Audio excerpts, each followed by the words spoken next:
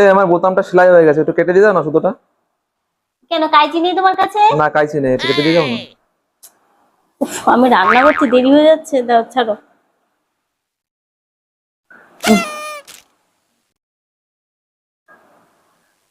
এই আমার আরেকটা বোতাম সেলাই হয়ে গেছে, একটু কেটে দিয়ে দাও না সুতোটা। উফ, আমার ডিস্টার্ব হচ্ছে তো রান্নার।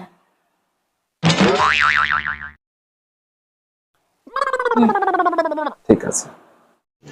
तो रुको जरा सबर करो।